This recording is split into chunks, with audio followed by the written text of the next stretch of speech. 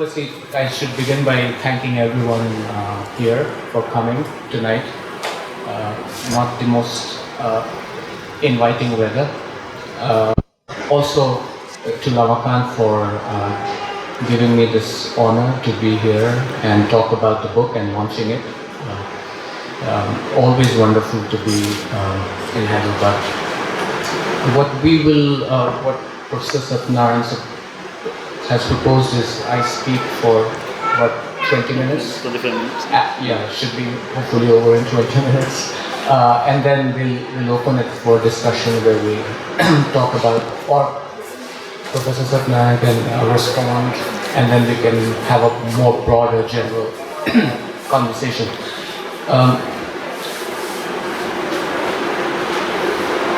What I want to begin with is a very simple idea which permeates both Radical Equality, which was published 4 years ago by Stanford University Press and has been reissued in its Indian edition last month, is a very simple idea. And it's an idea that is rhetorical, it's an idea that is philosophical, it's an idea that's most importantly political, which is simply this.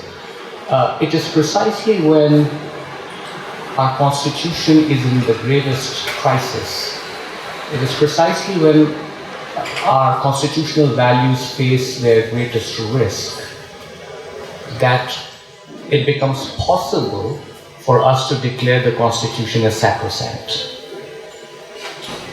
The very idea that let us not as a people worry, because if there is any threat to our democracy, any risk to it, the Constitution will save us, is a profoundly anti-constitutional idea.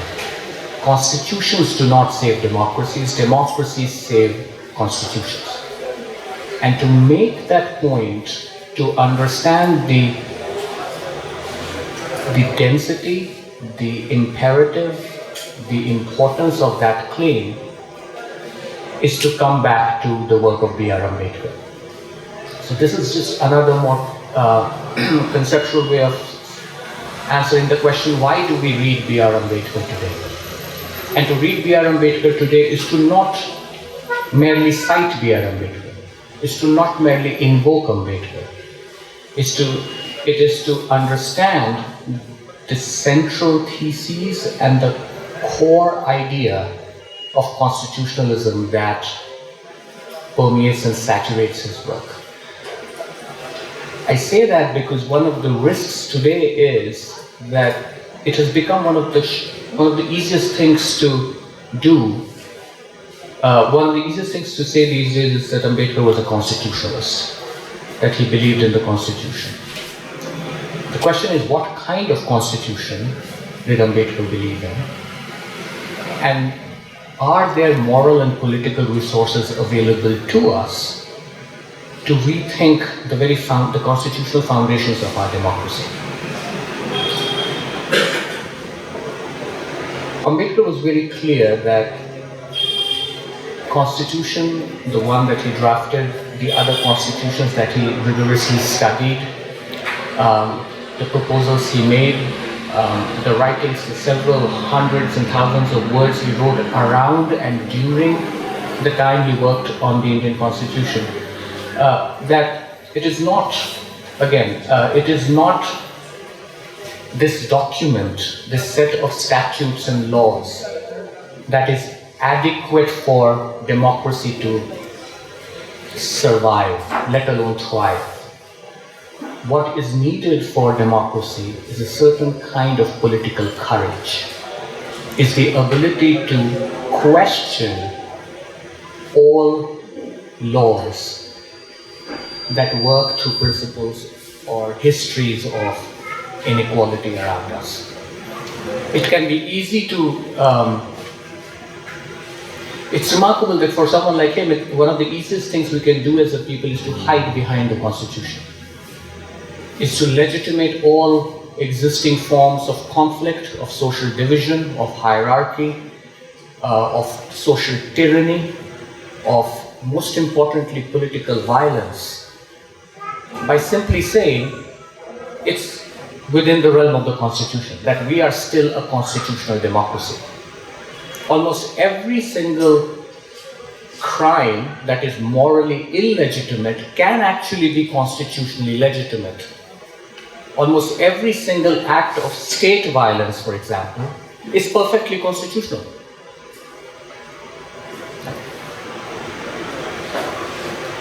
Ambedkar's central thesis is that to understand the nature of that violence which goes or which is concealed behind the constitutional order is the first task of a democratic culture.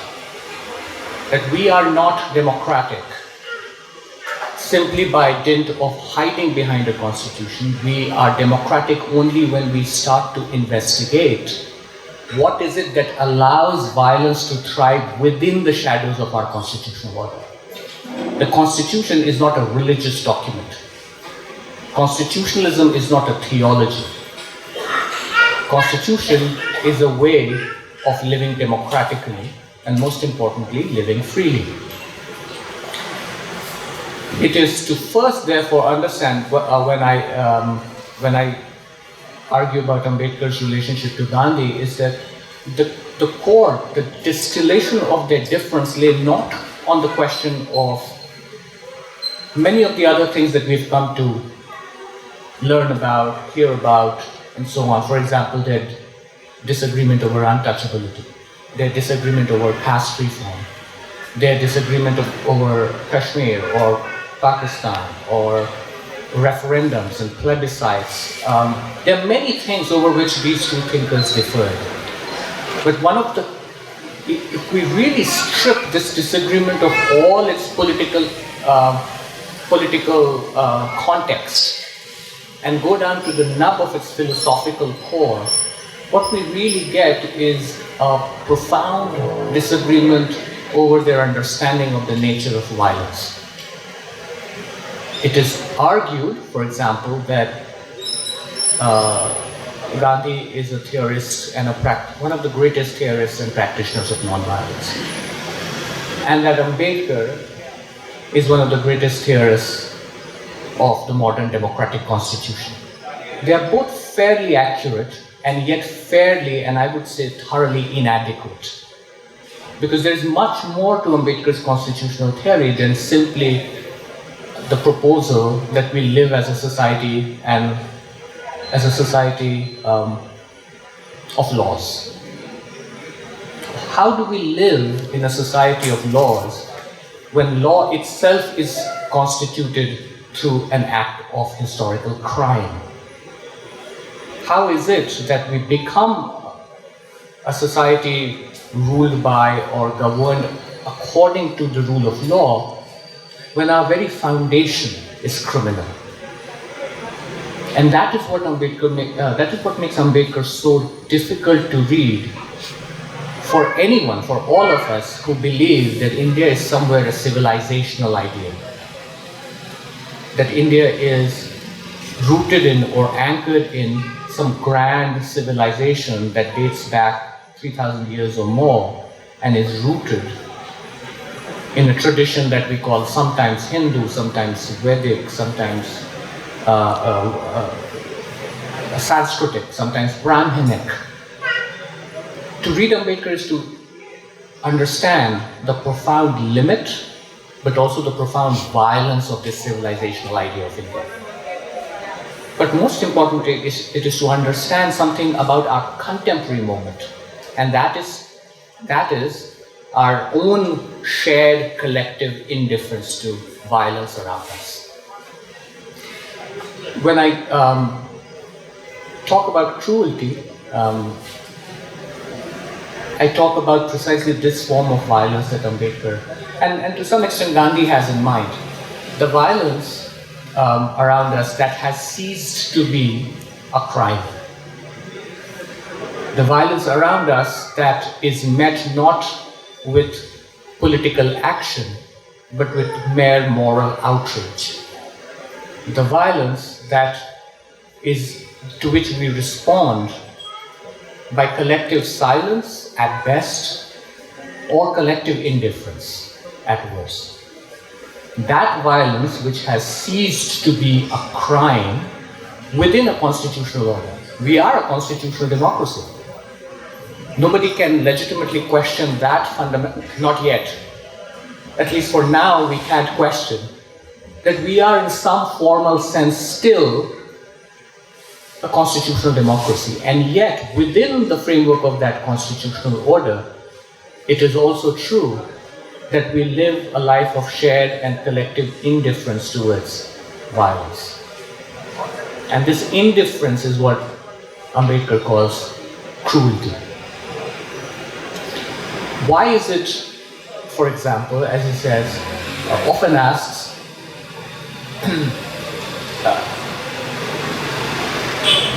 let me say one more thing about cruelty, which is controversial and comes out of Ambedkar's own theoretical and moral project when he thinks about the question of the minority and the majority. One of the difficulties of trying to understand why we are cruel, as opposed to why we are violent. We see acts of violence and we can judge an act of violence for its violence. It's that simple. You can attack someone, there can be a clash of mobs, there are acid attacks on women, and so on and so forth. Those forms of social and political violence are identifiable. They have a certain purpose. Let's say the terrorizing of the minorities.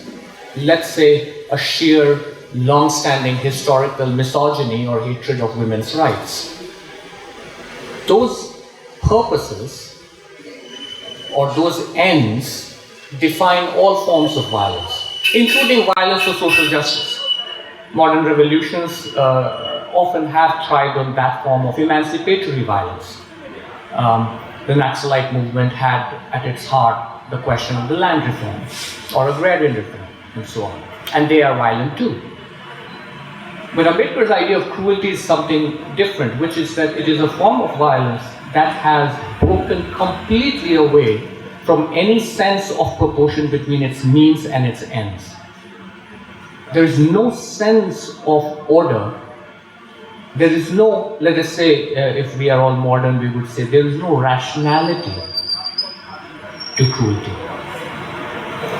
There is no positive justification of that quantum, that magnitude, and that excess of violence. And it is this purity of violence. In fact, he would call it the integrity. It's when violence becomes or comes to achieve a certain form of internal coherence that it becomes cruelty. And when it achieves that kind of coherence, internal coherence or integrity, it becomes very difficult for us to offer a response to it. We just can't respond other than by sheer outrage. Think, and I say this not just with an eye to the contemporary moment, but with an eye to something that Ambedkar and Gandhi both struggle with, which is the question of majoritarian violence. Think of a society in which a rumor, and this is Ambedkar's word, a rumor can have you killed. This is not, apparently we are not a society that has grown on the foundations of slave labor. We are not United States. And even in United States, there's a certain form of visibility to racial violence. There's a certain form of action that follows racial violence. Think of a society, Ambedkar asks, in which a mere rumor can have you killed. And the only thing, think of a society in which the very fact that we are here alive is not because we are politically secure or protected by a constitution, but because our birth has entitled us to be here. That it is not a constitutional safeguard, but sheer accident of birth that lets us inhabit this space. What kind of a society is that? And will that society be ever saved by the Constitution, by its Constitution. Now, cruelty is that form of violence that disables our responsibility towards that which afflicts us. It is the destruction of all forms of violence and non-violence. Yeah? The only response to cruelty today is moral outrage. We do not care to know whether a piece of meat kept in a refrigerator is cow or buffalo or goat or lamb. What we care for is the integrity of the rumor and the rumor monger. And I say integrity with a deliberate, provocative purpose. It's that the rumor monger who starts yelling in a public or a village loudspeaker that he suspects there is beef in a fridge is absolutely convinced he's speaking the truth. That is the nature of political cruelty. That we all are participants in it, we are all afflicted by it, because we cannot think of another truth. We cannot imagine for a second before we gather into a mob and proceed to lynch someone. In a society whose constitution makes such crime a hate crime, or ought to make hate crime, there is no specific way in which we can respond to this power and integrity and purposefulness of rumor.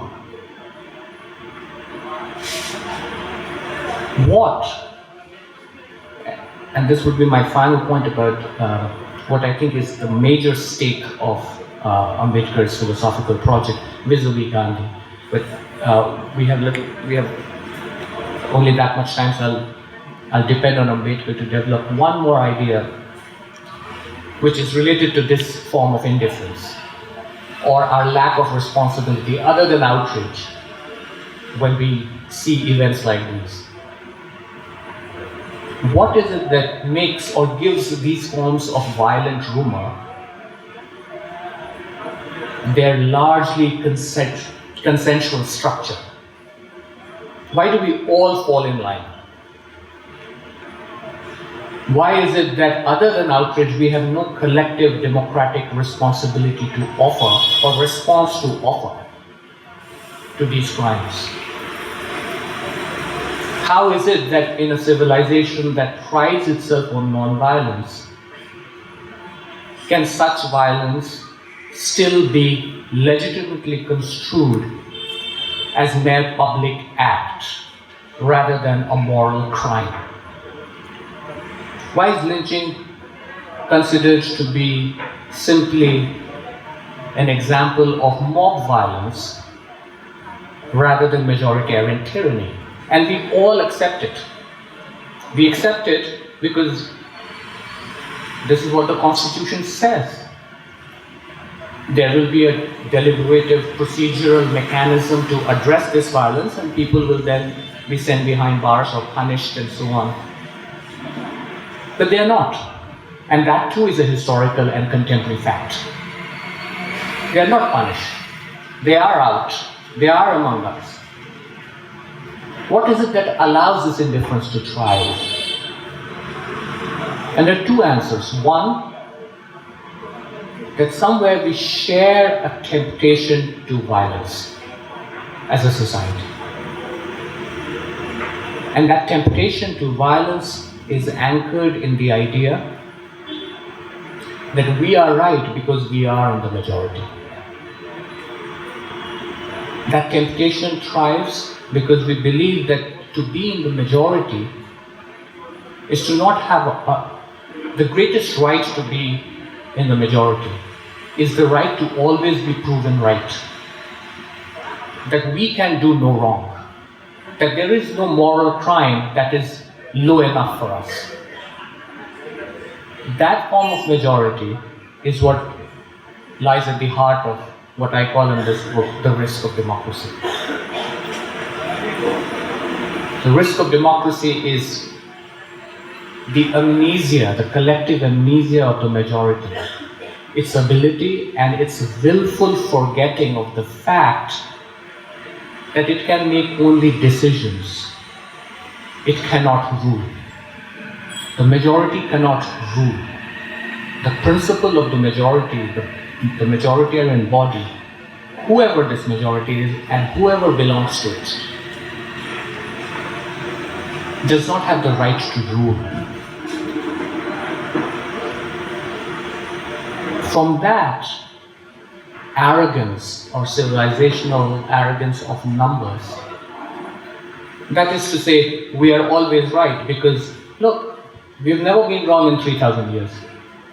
On the contrary, we have been invaded from the outside repeatedly and we have assimilated people. That's a civilizational construction of history.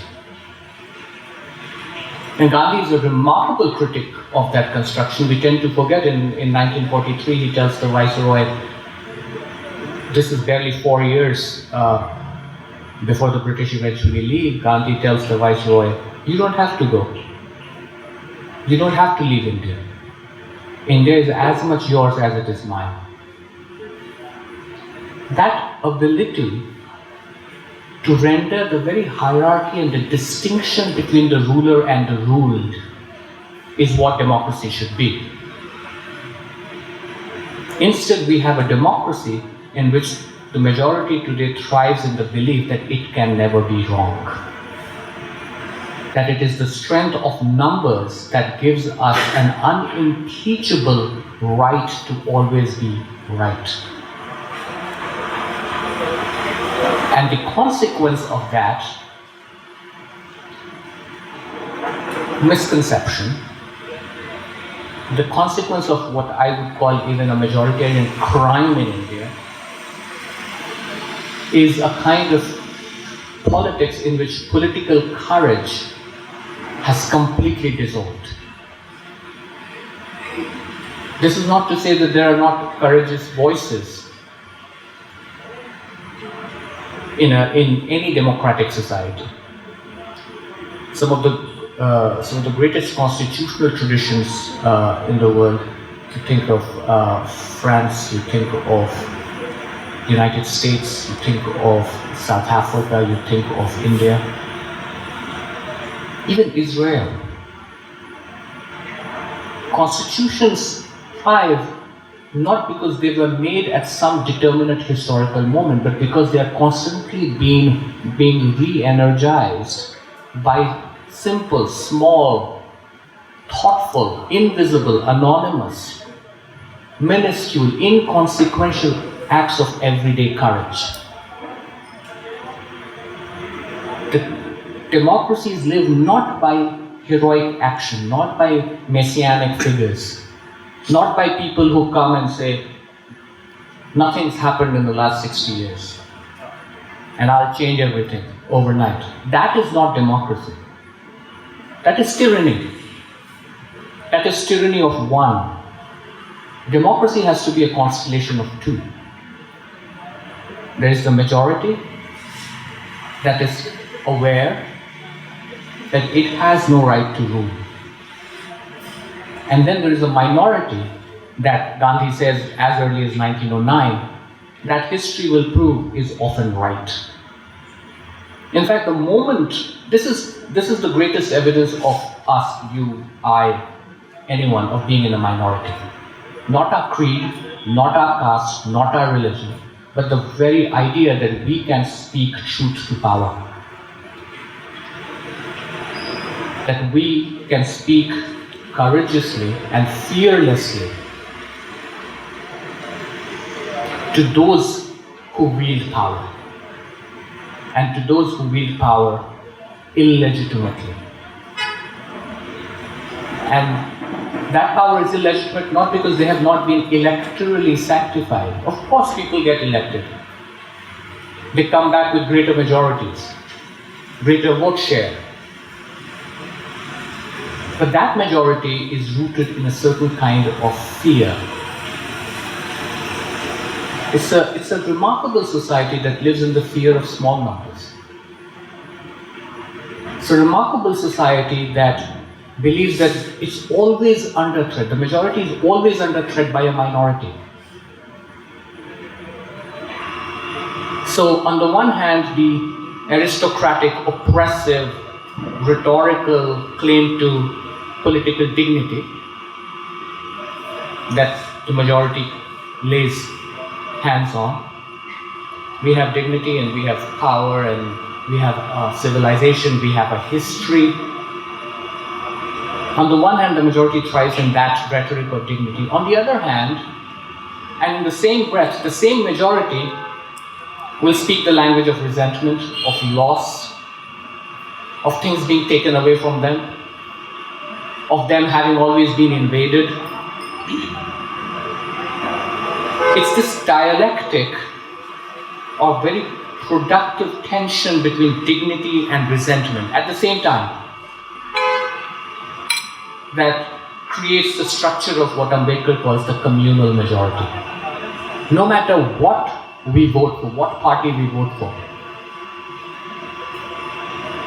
no matter how we behave electorally, there is some underlying thread of prejudice, of indifference, of hesitation, of fear that joins us across party lines. And that is a communal majority. And that allows a certain kind of cruelty to thrive. The greatest risk to democracy comes not from an alien invader, but from the very majority that is integral to democracy itself. And unless we understand that it is the majority that threatens its own democracy, we will not understand what is truly brilliant and truly risky about our political life. What is truly brilliant about our political life is that at the moment of our foundation, people like Ambedkar and Nehru decided that in a country by and large illiterate and massively poor, it was okay and more than okay, it was justified to give universal adult suffrage to every citizen of this country. We forget that no other republic, modern republic at the moment of its foundation, not France, certainly not England, has actually done it at the moment of its foundation. That is the sort of risk that we took. That is the sort of the moral risk when we took when we said women must vote. When we said no matter where I was born, which caste I was born to, the accident of my birth will not define my political life. The risk now is that we have forgotten about that risk. The risk today is that we have forgotten about that fundamental risk that people like Gandhi and Ambedkar took. The most brilliant formulation of that risk is Gandhi, again in Hind Swaraj. And he says, history has proven that it is the majority that is often wrong. It's not that the majority is wrong. It's not a linear or straight, it's not an intuitive claim he makes. He's not saying every person in the majority is part of a collective that is already wrong. No, he says there is a temptation to being wrong, to be violent, that brings all of us together. That the moment we see a chance, an opportunity to exercise undue, unrestrained, violent power over someone, most likely our neighbor, most likely a woman, most likely a Dalit, it is that moment when the majority becomes a majority. The majority does not exist. Ambedkar has a brilliant theory of this when he says the majority is a technique. The majority is not number. The majority is not being in millions. Sometimes being in a fraction can make us a majority. It is true that on the outskirts of Delhi or in Bombay and so on, in all these big cities, it is true that the large cluster of the Indian urban middle class is absolutely finds acts of lynching or violence against minorities absolutely deplorable. They don't stand for it. And yet nothing is done. Other than outrage, we don't have a response to offer. At that point, you realize that the majority is not a number. Because if we were a number in these big, so-called liberal urban heartlands of modern India, we would have done something.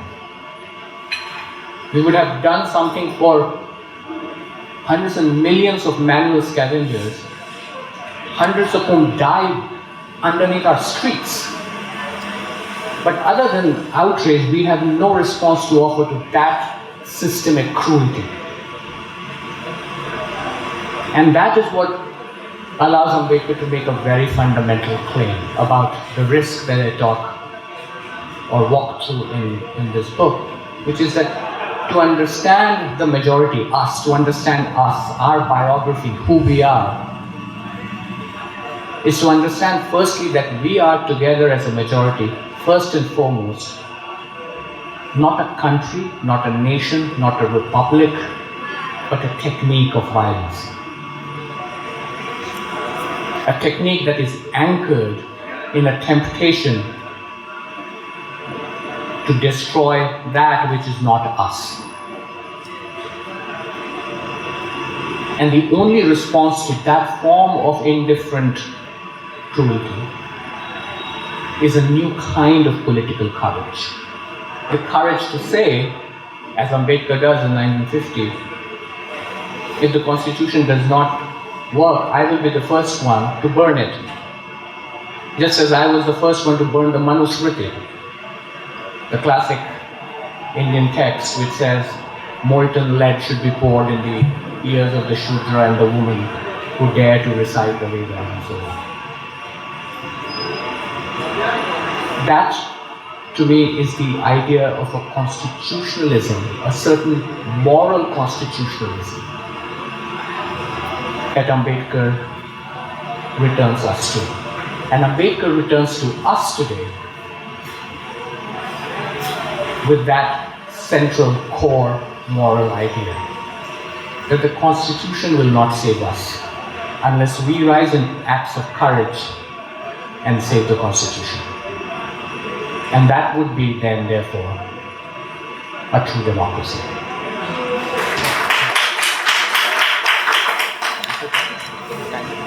So, talking about the Constitution, I was just remembering exactly around same time this year, I was here speaking about that Bhima Koregaon case when my house was raided in this very location. So those people are still in the prison without any trial. They are lying behind the bars. So that is how our Constitution is functioning, to highlight the point that you are making. And today, I think it's supposed to be, the Anand told me, in fact he is not here but he is directing us, is that a 25 minutes presentation, then brief comments and certain questions, then the audience will interact with the author. So that is the format. But he brilliantly actually tried to highlight, not going into the book, actually take one point in the book to highlight the purpose of writing this book at this point of time. So in fact it is an intellectual history of a particular kind of time, but he is also highlighting that it is very relevant that we go back to Gandhi and Ambedkar at this point of time. Go back to those figures, those debates and those times, precisely because we have to understand the present slightly differently than we understand today, than we respond today. In fact, he is also criticizing us the way that we are responding as a collective by indifference to many of those things. And also this whole argument about that we have a great constitution so that we are safe. So that is no longer the case. It's not the constitution that saves us. It is certainly the initiatives of the people, initiatives of all of us. but I would like to take you back to the book, and I will urge all of you to buy a copy, because those copies are available outside, and it is not available in India. It's only available in pirated form, so many of us could not read it, though it was 2015 book, so now it is available because of Anand's initiative, and we are lucky to have him come have this book in front of us now. Yeah, so I would like to say for 3-4 minutes, because we have another event tomorrow in the University of Hyderabad, where a full-length discussion on the book. But today I am told that there will be some brief interaction with the author, and the author will be at the center today. So I try to locate this particular book in the context of discussion on Gandhi and Ambedkar, because it is a very sensitive topic, I would say, in the Indian context, particularly after Arundhati Roy's book. So in fact, Anand is also in a way that by actually bringing this book out, is making some amends to that whole publication of that book and the controversy around that Arundhati Roy's book. So in the context of both D.R. Nagaraj, Arundhati Roy, and several others, Professor Kumar's book is distinctly different, and it's very, very different kind of a book. If you think of Nagaraj really presents a caricature of Ambedkar. Ambedkar as Western, liberal, followed Western ideas of equality, Western ideas of equality and liberalism. So he's truly a Western thinker trying to do something in India. So there are problems with this particular Western foreign way of thinking, as opposed to the Gandhian mode of thinking. So he's more of a Gandhian, but in his contrast to Gandhi and Ambedkar, I would say he really presents a caricature of Ambedkar. I think that's really the problem that Professor Kumar identifies when he's writing this book. So is he completely a constitutionalist, a rights activist, a practitioner of law? And what is Ambedkar? Or is it purely a Western, and so on? So that is one kind of an argument. And that kind of an argument is also highly rooted now after the development in the last 5 years. You have people, I don't want to name those people, who would say that Ambedkar is Orientalist. Ambedkar is a Western scholar, totally irrelevant to the Indian context. So we have to go back to our own indigenous categories, indigenous terms and indigenous thought. We have to go back to Sanskrit. We have to go back to older traditions and so on. We have people actually with highly funded research trying to make this argument, trying to attack some of these traditions on this plank of nativity versus the West and so on. And that is where Aishwary Kumar actually takes a different trajectory to that kind of an argument. I would say that it's in some sense a response to those kinds of arguments. And then there are these other developments, because after the 90s, with the rise of Ambedkarites and Ambedkarism, attention to Ambedkar, and the biggest propagator of Ambedkarism today is the present government and the Hindutva political parties. They are the real propagators of Ambedkar. So given this context of competitive kind of campaign for Ambedkar, so you have this some aggressive tendencies, some defensive. Aggressive tendencies where basically is to say that Ambedkar is not relevant. So the defensive strategy is to say that Ambedkar is great, Ambedkar is really the kind of person and so on. So it is in this context Arundhati Roy's book comes. So I found that book is really problematic, that introduction, in terms of it actually presents a caricature of both. It's a caricature of Gandhi and a caricature of Ambedkar. Though it is more highly critical of Gandhi, but in fact Dalits or even supporters of Ambedkar also did not find anything in that. So you are not expecting that you criticize Gandhi, therefore Ambedkar is great. So that kind of simplistic formulation is also a problem. So in fact, Kumar really points out that there is a very complex relation at hand. So this cannot be simplified in this form. Are you for Gandhi? Are you for Ambedkar? So it's a complex kind of relation and so on. And in fact, the other neo-Gandhian tendencies are Gandhi is Indian, indigenous. Gandhi is original. Gandhi is from our civilization and so on. In fact, Kumar makes it very clear that both are products of colonial liberalism. Both have been educated in the West. Both have been part of that context.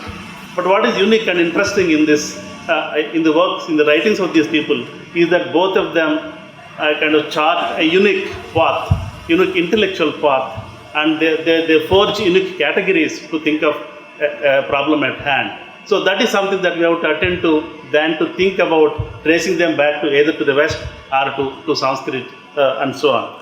So that I thought is an interesting central issue in the book. And in fact, what is interesting is that in the context of discussion on Gandhi in India, so my own criticism has always been that when they write about Gandhi, you will find no footnotes, no quotations, nothing else. You really find mythological narratives about Gandhi. I would say about the political scientists particularly.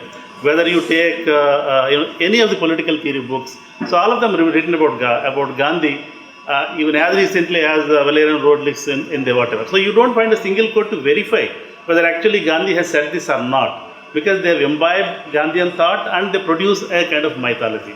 So you cannot touch Gandhi. So this is the problem with Gandhi. They really kind of made him a figure where you cannot identify. You cannot critically think of him because of this way of this particular kind of narrative and so on. So when you look at particularly Professor Kumar's book, and also particularly difficult to read because it's densely written and highly referenced and clearly kind of paying attention to the language. One of my criticisms of the Indian social scientists is that they don't pay attention to the language, because they write in English, so they talk to various people, and when they write in English, they don't pay attention to the categories and so on. It is a book where you have really paying attention to categories in its own context, whether it is Hindi, whether it is Marathi, whatever is the language, paying attention to those terms and categories, and also trying to kind of understand the nuanced meaning of those terms and so on. So if there is any way, if you want to think about Indian way of thinking about it, though there is no Indian way of thinking about it, it is something that he really does it, that how does a particular kind of concept work in this context, how Ambedkar uses this particular term to think of something, how Gandhi invents, so on and so on. So precisely because of that, it doesn't give up equality, the radical equality, the term it doesn't give up, but with all the different shades of that term, how it takes root in the context is something that he really pays attention in the text.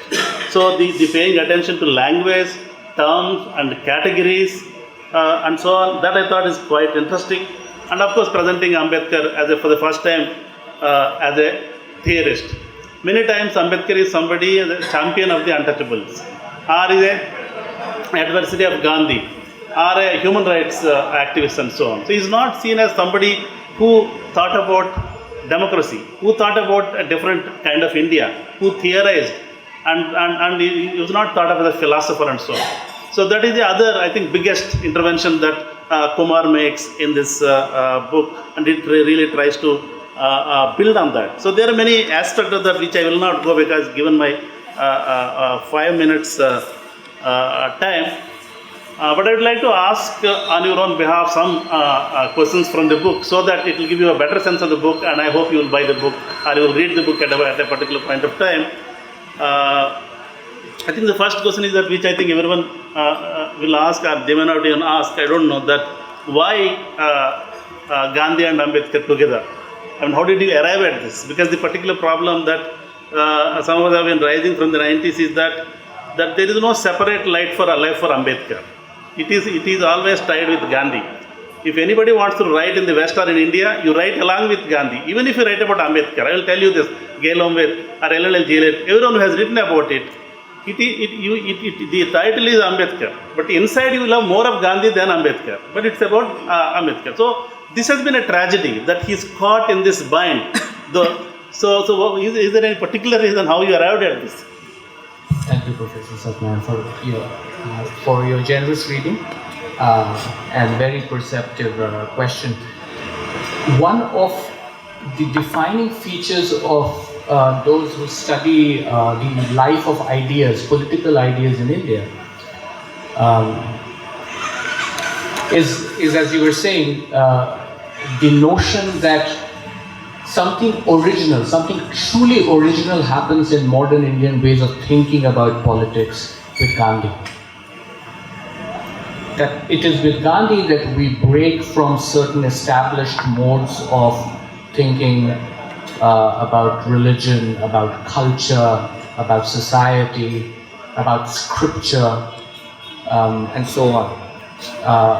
And therefore, he can be read either as a completely celebration-worthy mythologist of the Indian civilization on the one hand, so we get a whole cottage industry of Gandhi hagiography. Yes. And on the other, we have a cluster of other more provocative, equally astute and smart scholars who want to rescue another idea of India, but come to it also by attacking Gandhi. So what you get is a Gandhian attack on Gandhi, on the one hand, and a Gandhian celebration of Gandhi, right? In which Ambedkar becomes an important theoretical instrument. He becomes an arm, right? He's he can be deployed in different ways. One of the things the Radical Equality tried to do in 2015, remember when I started working on the book a decade earlier in 2005 in England, there were absolutely no theoretical studies of Ambedkar as a thinker, as you were just saying. Absolutely none. The Western press had in its entire history not published one book that could even make a claim, forget substantiating the claim, that here is a theorist of democracy whose thought has a universal or global resonance. That there is something interesting and tectonic and planetary happening in this man's thinking. And this is especially striking given what the biography of this guy is. Yes. He's born a Mahar, goes to Columbia University in New York on a scholarship, then studies at LSE, returns to India, and after all this cannot find a place to live. So he hides at night where he's living. When he comes back, lives in total darkness because of the fear that he'll be found out by a mob of caste Hindus who will lynch him. So when we think about these issues of lynching or mob violence, we are thinking at once of very classical problems and very modern problems. These are our problems. Ambedkar is with us right now, Yes. not as an instrument to attack one thinker or the other, but actually because he makes for us legible the crime of that very civilization. But to make that point, to make that claim that Ambedkar is India's, and I say this very directly, the irony of Ambedkar or our acts of ignoring Ambedkar are simply this, that in no other political tradition do you have a thinker, just one, who's a theorist both of majoritarian power and minority rights. You have thinkers of the minority condition who theorize about what a minority is, and then there are traditions in which there are thinkers who think about what a majority is, and they fail. One of the claims I also make is that there is no real, actually operational or working theory of the majority, other than Ambedkar, across the 19th and the 20th century, globally. My understanding is that we lose something by reading or by positing or positioning Ambedkar simply as a critic of some other thinker, just because that other thinker has become the inheritor and the symbol of everything civilizational about us. On the contrary, I bring them together, as you were suggesting, in a mode of equality as thinkers. So the other equality that I talk about is the equality between these two, but with a distinction that it is only by reading Ambedkar closely that we will come to a point or return to a moment where Gandhi will be relevant to us at all. The threat of not reading Ambedkar today is a threat to Gandhian ways of being too. Yeah. Right? Because it is only in Ambedkar that Gandhi's moral failings come out. And this book is, while writing it and the reception when I was presenting parts of it anywhere in Europe, in England, in North America here,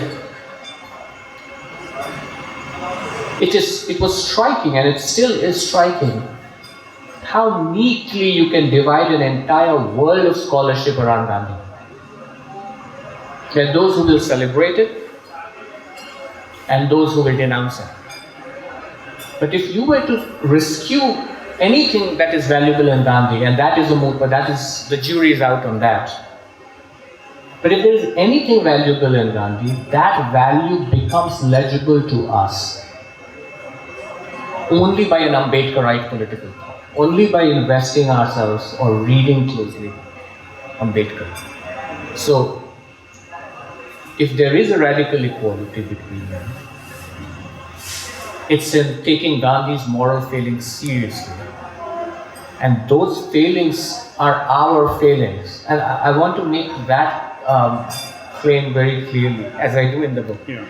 Gandhi's moral failings, precisely because how we have come to understand and read him and take him at face value. Think, for example, his claim that the Hindu tradition is non-violent because the Gita is a text of non-violence. That's a fallacy. That's a misreading. But you have no one other than Ambedkar to tell us what the Gita is really about, which is the right and the obligation to kill brothers if need be in order to achieve state power. We have inherited Gandhi, and the problem of losing Gandhi, and this is where I differ from Arundhati Roy, is that she's willing to give up Gandhi, thinking that there's completely using Ambedkar as an instrument. Yes. I'm saying the real danger of losing Gandhi entirely is to lose the very idea of India. Not because he belongs or he gives us an idea of India, but because he alone embodies every single failing that we have as a majority. Nicely put. Yeah. So that's what the book tries to do. Yeah, so in the book you constantly use Manusmriti, sometimes ancient constitution, vis-a-vis the constitution of India. So can you say more on that? Why this Manusmriti / ancient constitution? There are two vectors along which this question, I think, can be approached. One is Ambedkar's concern with the future.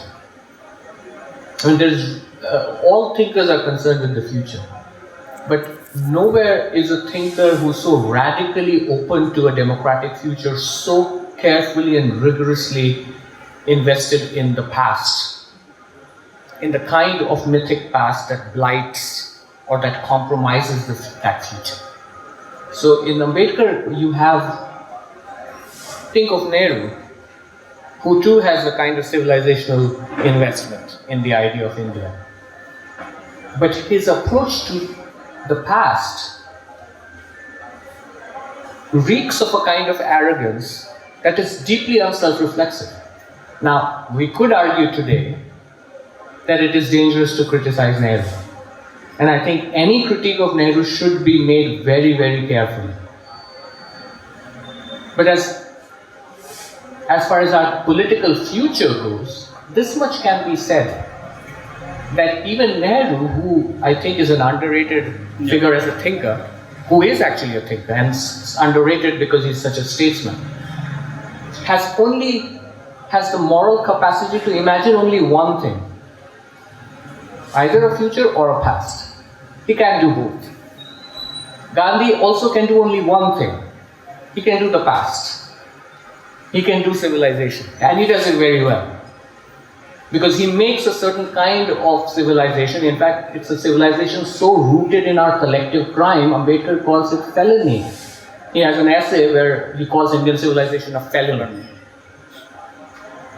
So Gandhi is also a thinker who does one, and he does it very well. Ambedkar is a thinker who does both. And he brings a certain equality between that past and our future. In fact, for him, political thought is our ability, or thinking politically, thinking freely, thinking as citizens, is simply this, our ability to stay anchored between the past and future. What is freedom? He says the secret of freedom is courage. And that courage comes not from completely rubbishing our past, because for a Dalit that would mean rubbishing his identity. And he says you can't do that. In fact, think of the word Dalit, which comes from dal or dal, lentil, ground down. There's a kind of moral heft that Ambedkar brings with that name, and naming is crucial, as Professor Satyanarayana was saying in this book. The different names, the fight for names. What is it that we should be called? That is very integral to this project. To craft a moral psychology or a politics around names that at once speaks of an ancient crime or disarmament, the Shudra warriors being disarmed, and yet at the same time to use that name for a project of a political future that is democratic. Right? I think that is what nobody other than Ambedkar accomplishes. He accomplishes that with such rigor and brilliance, and I think invariably incandescent insight. Every text he reads becomes a different text in his head. Precisely because he's willing to read Jefferson one night and return to Manusmriti the other. Precisely because he sees politics and democracy not in terms of the nation state, but as a global project that should be the concern of or central to the very idea that the human condition is shared worldwide, right? Which is why even in the Constituent Assembly he can speak of the American constitutional tradition, of Greek democracy, when he writes on the Manusmriti and its punishments, for example. He's thinking not only of his textual, and there are parts that he translates himself.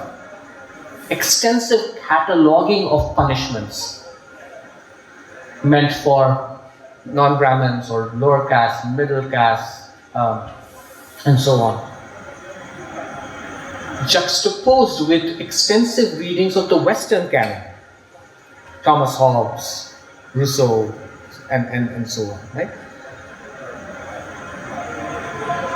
What Ambedkar really is a name. Ambedkar is a name himself. Not the historical Ambedkar, not the thinker, but right now I think the battle to appropriate Ambedkar is a battle to appropriate his name. Yeah. And what Ambedkar is as a name for this ability to think outside of the limits that our nationalism, our so-called nationalism and nation state imposes on our thought. It is to think not as an Indian, he says. I have no interest. And this is something that this is the one argument in Ambedkar that I find most interesting and most agreeable. I have no interest in the idea of India. I have no interest in the idea of India. Because if there is an India, it would not need this level of generalized coercion and force. If India is an idea, it would not need this kind of a majority that the larger it grows, the more threatened it feels. That idea of India is not my idea of India. But to come to that, you have a thinker who devotes his entire life to reading ancient texts with the same degree of rigor and commitment that he reads the modern texts. And one of the great examples of how he reads even Hindu texts, including the Manusmriti and so on, is this moment in the Constituent Assembly debates in the late 40s, when he argues, in fact, he makes a proposition to the Constituent Assembly and he says, if you all believe today that we are a country of non-violence, the first thing we should do is abolish the death penalty. And that is lost. The counterintuitive formulation he has is, it's not of the minority, is that it is not that the minority will be unfairly and disproportionately targeted by laws of the death penalty. He's right about that. But it is the death penalty that will continue to create new minorities until we have annihilated all of them. And that insight cannot come to a thinker who has not read classical texts with the same way. Yeah, so Professor Kumar, I have one more question, but I'll ask in the end. But I will invite the audience to ask. I'm Hemant. So my question is that you talked about political courage. So in sort of sense, there are these indigenous cosmologies people talk about, and also here you're sort of proposing a Dalit philosophy or Ambedkar's philosophy of life. So if we were to see political systems through these lens, for us to enable some sort of political courage in the society or the communities, what is that you immediately see as a reform in political systems? Reform? Yeah, some sort of reform. Because you sort of say constitution is a minuscule of changes, it evolves because you change it. So what is that immediate changes that you see or reforms you see? When Ambedkar declares that the only secret to our freedom is courage, he also says the only hope for our freedom is courage. Right? In Thoughts on Pakistan, the only single philosophical work written on the idea of Pakistan in its time. Yeah. The only book-length study. In fact, it's a book so comprehensive and theoretically astute that when Gandhi and Jinnah start meeting to discuss, Gandhi brings a copy of, think of Gandhi, who generally is not very generous, bringing a copy of Ambedkar's Thoughts on Pakistan to give to Jinnah and says, Mr. Jinnah, you should read this book. The Book of an Adversary. The only single philosophical work on why Pakistan, at least as an idea, should be thought through. Right? That is courage. The idea that I will not today cease to speak the truth because I will be judged unfairly by posterity, or will be appropriated by the Hindu right, who will then say, look, Ambedkar was for Pakistan. He says that in the second edition of the book. He says, I will not desist from speaking the truth because 20 years, 30 years later, some conservative reactionary party, he actually calls in this book the Hindu right as gangsterism. These are gangsters, he says. They're not into politics. Right? That kind of courage he finds not in modern Indian life, but actually goes to a classical tradition, where when he writes his final book on the Buddha and his Dhamma. He finds that moral courage embodied in the figure of Siddhartha, yet to become Buddha. And he says, here is a figure in our own tradition who has the courage to say that, of course, as a majority in this assembly, you have voted that we go to war with our neighboring tribe for water. And of course, I'm in a minority. But right now, I exit this system of majority and minority. I choose to embrace an exit or wandering instead. Right? Now, this exit has to be understood very carefully. It is not, I'm not responsible kind of exit. It is an exit in which the very idea of political judgment is anchored in the notion that nothing matters more to democracy than a fearless expression of truth.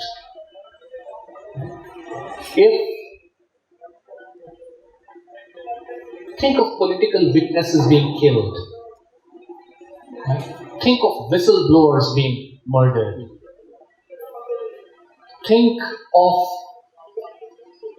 systematic pressure on institutions, on media. We think that those who are persecuted alone are responsible for speaking up. Think of the term urban Naxal. It's also an oxymoron because Naxalism was always urban. It was fought in the countryside, but its theoretical heft came from some of the most sophisticated institutions of higher education in this country. Think of the term elite. These are elites. What is an elite?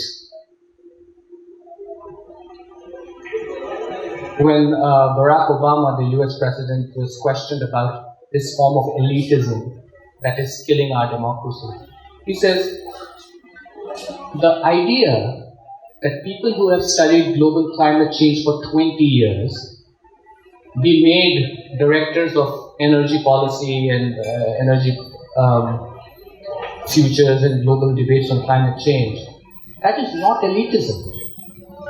Democracy is not putting people with no literacy in ministers of higher ed. That is not democracy. That's populism. Of not even the best kind. Courage, the kind of courage he sees or makes a case for, is the idea that when one of us is attacked, all of us are. When one of us is murdered, all of us are. We respond therefore to that violence of someone very distinct, very different, very far away from us, with the same sort of force and passion that we would react to if this were us. This is why he says that one of the problems with political courage in India is that we are a society of habits, of hesitation. What is the institutional, as you were asking? How does this courage play out? And that is why I think this is an anonymous, minuscule, generalized, pervasive, invisible courage, whose changes are not going to be tangible, measurable, but they will someday save our democracy, and they alone can. We will not immediately be able to instrumentalize this form of courage. It's not a political strategy, it's a moral horizon. It's a theory of living rather than a quest for a liberal order. As Ambedkar says in Annihilation of Caste, spare me the idle clatter of liberals and liberalism. Not because liberals don't stand for anything, of course they do. One could argue that liberal values are more important now than they ever have been. His question is, then why are liberals the worst guardians of their own values? And that will require us to rethink courageously and fearlessly of something else. Institutionally, that will require us first and foremost to think of the inequality around us. The sheer, systematically, brutally enforced inequality. There is no other universal problem that compromises our humanity than inequality. If we are willing to speak up for that, I think the institutional changes will follow. Institutions, he says, will not protect our right to be courageous. Political courage will create the space for better institutions. the question that I wanted to ask you was, where do you keep talking about moral and philosophical truth, and where do you think Ambedkar's moral and philosophical truth is grounded? Because as I understood in your presentation, that's a very important idea for having political courage, especially because as a minority, you're speaking truth to power. So, my question is, do you think Ambedkar's moral and philosophical truth is grounded in Enlightenment ideas of radical equality? And I ask this specifically because, how would you respond to a claim that truth is a function of power? That, right now you are in a minority and what you believe is to be true. But do you think that is going to change when you are in power? And especially contemporary, I think it's relevant because, we talk about post-truth societies where truth does not matter. So, the question is, where do you think his moral and philosophical truth is grounded? Understand truth. One is epistemology, grounded in categories of knowledge, of cognitive ideas, and our ability to think and imagine categories and concepts. And there, we generally tend to agree. If we tend to agree that the earth is warming up, we have certain cognitive and scientific mechanisms to understand that this is a true statement. And Ambedkar in that sense is a profoundly enlightenment thinker. You will not see him, unlike Gandhi, say, several thousands of people died in this earthquake in Bihar because God wanted to punish us for untouchability. That's putting a very cheap price on untouchability. That's getting away with untouchability for Ambedkar. There is the other notion of truth, which is what I call political truth. Now, there is a very distinct and very powerful tradition that argues that truth does not belong to politics at all. Think of the political theorist Hannah Arendt. She's very clear that truth as a category, as a concept, as a vision, as an idea, as an ideal, does not belong to politics. For the simple reason that politics involves changing the world. And the moment you change the world, the moment you shift table A from point B to point C, table A has become table D. There is no stable notion of truth in politics. This is not to say that there is no truth. And that's another very classical conventional misreading of Hannah Arendt. Right? For Ambedkar, who I place in this global constellation of thinkers, truth is very simply this. Not an commitment to an abstract value, say human rights and so on.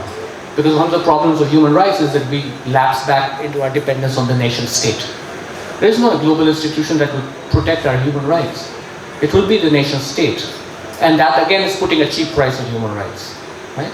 When 89 school children are assassinated or murdered by a drone in Peshawar because the CIA believes that there is one terrorist hiding there, one Al-Qaeda operative. Those children have all the rights, social and political. They're going to school, there are midday lunches, they have teachers, it's a good school. The first right they lose is the right to live. Right? Otherwise they have all the rights. And this is what Ambedkar says, is the human right is that right that we will be the first to lose. So we need to think of another not so abstract idea. Or what Arendt would call, and I'm sure you know that expression, the famous one, the right to have rights. That's the only right. Ambedkar calls it, I quote, right to justice. And that he equates with a love of truth, his expression. What does he mean? Simply this, that rather than thinking of truth as this abstract, stable, unchanging category, we understand truth as simply our refusal to submit to a regime of lying and perjury. His truth is negatively defined. And that's why he's such an important thinker for what you were calling the era of post-truth. Right? Because you don't need some sort of stable scientific epistemology in order to fight, for example, a climate change denier. Right? Or even think of the urban middle class. Think of this example. You're in a middle class or urban house. You use watches, you take off your wristwatch one day, you put it on a table, it disappears. Think of the first person you suspect who has taken it. That is untruth. Think of the first person, he says, that you will suspect. Not consciously. You know she or he who comes to help you will not do it. And yet, by the way, that prejudice that functions by the way is a regime of lying. And to refuse to submit to that regime of lying is Ambedkar's truth. It's not a metaphysical idea. It's not an purely enlightenment idea either. Because the enlightenment idea of truth is a metaphysical idea of truth. It's a categorical imperative. Kant is a good example. I carry the law in my own body so much so that I become a walking exemplar of the moral law. Right? Ambedkar says the only moral law we live by is that of our caste birth. That moral law is not truth, it's perjury. So what could be an Indian theory of truth? And the Indian theory of truth is this refusal to submit to a regime of lying. I just want you to give us some pointers about what your ideas of how we practice constitution, right? Because there is constitution which is laid down as a text, right? But of late what we see is that they have devolved the very practice and application of constitution in a very grotesque manner. If you look at what happened with 370, if you look at what's been happening with a number of other things, right? That the constitution is being turned inwards, and it appears that we're losing that. And I'm glad that you brought up the whole idea of categorical imperative. So what is that imperative which we have to carry forward from here on, right, from present into the future, which will protect our whole practice of this constitution? Because one way to look at this, a modern nation state, is that it sustains a particular practice, right, which is in contradistinction to and what would that be, right, in our daily lives? What would that be, and what is it that we are losing? Because I can always imagine that this starts as an idea of minority, which is why it's radical, right? It's not a fully accepted idea, but somewhere down the line, societies have accepted these ideas and taken them forward. So what has been this process which we can apply? The name Ambedkar gives to this kind of, let's say, moral or social ethics is born from the Enlightenment or French revolutionary idealist fraternity. But later on in his life, he turns to another concept, which he calls, using the classical Buddhist idea of Maitri, which is both politics in the political or politics aware of the value of friendship, and friendship rendered into a political ideal. Why friendship or Maitri? Because there is no law or constitution that is adequate to the task of eradicating our deepest prejudices. Inequality thrives not because it's the state every time that comes and oppresses us or takes things away from us. Inequality thrives because we are willing to not hold the state accountable for either. And that's what he calls cruelty, an act of violence, systemic violence, in which the state neither interferes nor participates. Which is why today, if we look at video footage, and it has become tragically easy to have these footages, one of the most common sights are cops just standing by while things happen,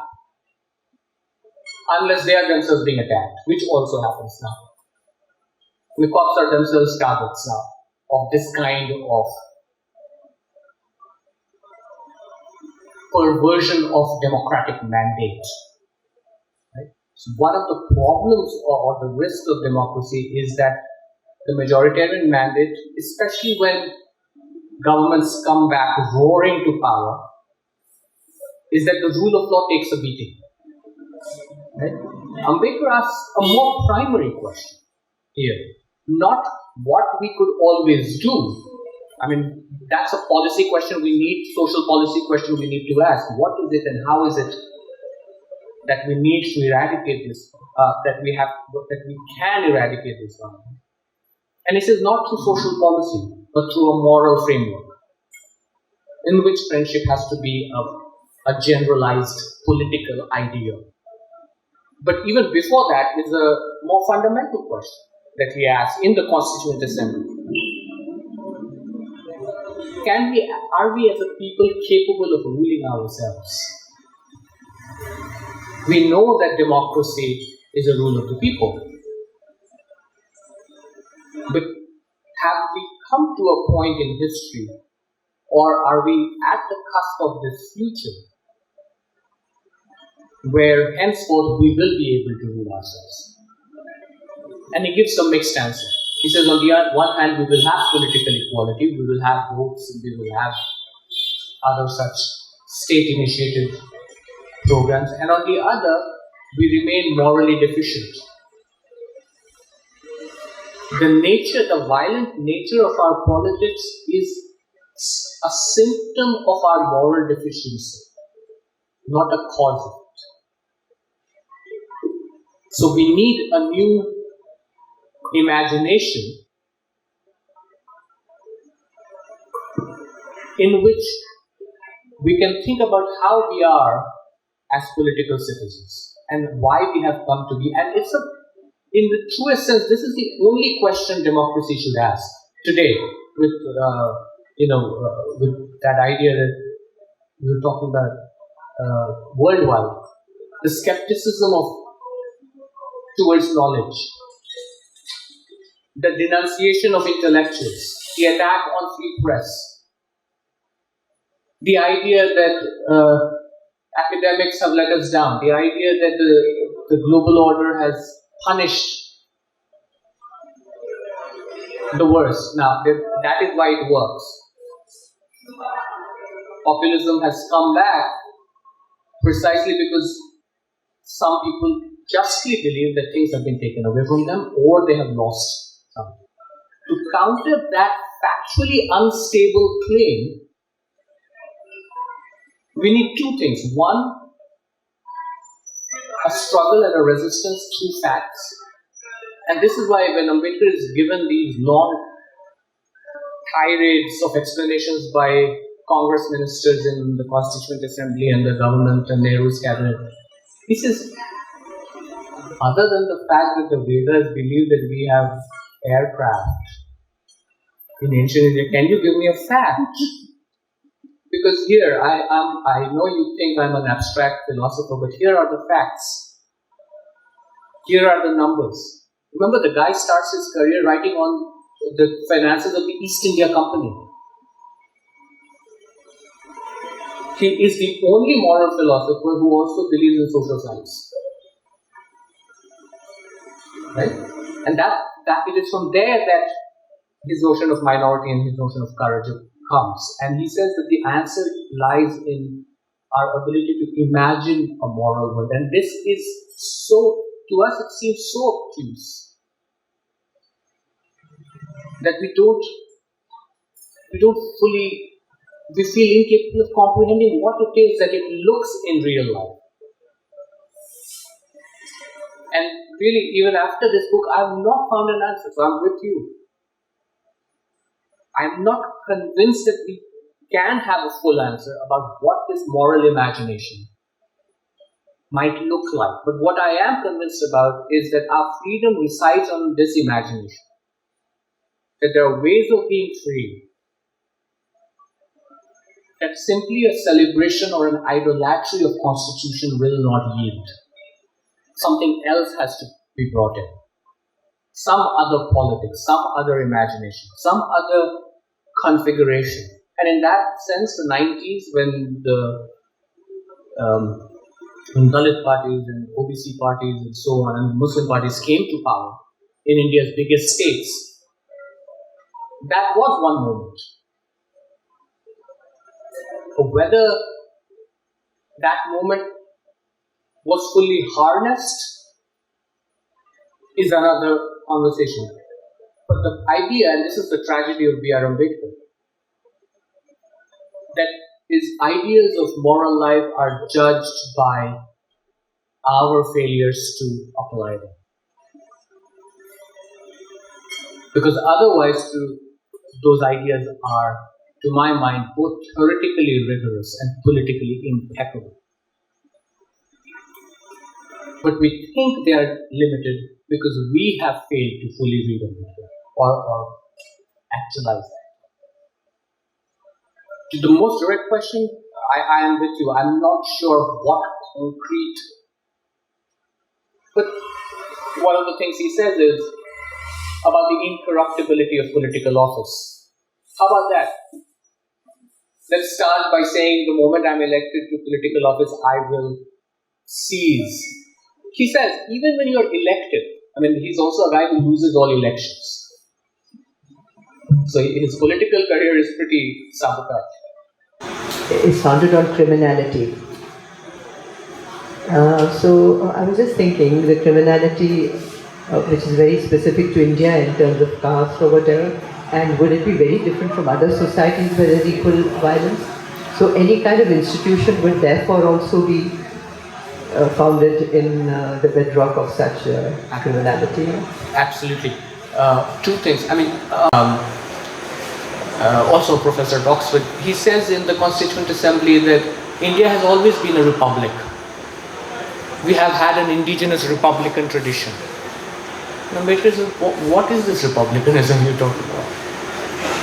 These tribal republics were democratic. Right? It was direct democracy. There were sanghas, there were sabhas, and so on. And so there's a whole debate on the etymology of these terms. The other remarkable gesture he makes is never uses the word dharma. Always uses the word dhamma, which is Pali, which is proletarian, which is more poetic, less aristocratic. Right? So in that sense, the constitution is not grounded in criminality. Our effort to look for its moral resources in the past rather than in the future makes us susceptible to go back to that order of criminality, which has compromised the idea for me. So, Constitution has both a break from that criminality, but also susceptible to its attack again, to its return. And that will return. And it does. And he says that in some ways the caste system is one of the most brilliant systems of rule anywhere, designed anywhere, because it's born fully mature. It's not a process. It's always worked like that. To the other question, which is a global question, are there other constitutions that are not based on, is India particularly compromised by this violence? No. I mean, if you look at the American Constitution, it's grounded in slave labor. Almost the entire notion of American liberty and the tradition of American political thought is very, very vulnerable. And in fact, attached to the idea of slavery. It's not well into the, almost after the Civil War, which is almost a century after the American Constitution is ratified, that the United States can finally claim that it is not a slave-owning society. It takes time. And one could argue, and this is the best one can offer right now, that perhaps with time, we too will be a society free of caste. The problem with caste, and this is Ambedkar's insight, is that it takes time, it steals time itself. Caste system is a theft of time. When we argue about merit, we got here by merit, we got here by stolen time, because someone else was tending my garden, someone else was ironing my clothes, someone else was cleaning my utensils. And this coherence, this integrity of urban civility and urban servitude, that is what political cruelty is. Not the spilling of blood, but the coherence and the integrity between civility and violence. India is not alone, but India needs to rethink its relationship to time itself. And that is what he says when he says we have entered the age of contradictions. Absolutely brilliant, as expected, and thank you so much, both of you. Thank you. A very good discussion, all of you for attending it.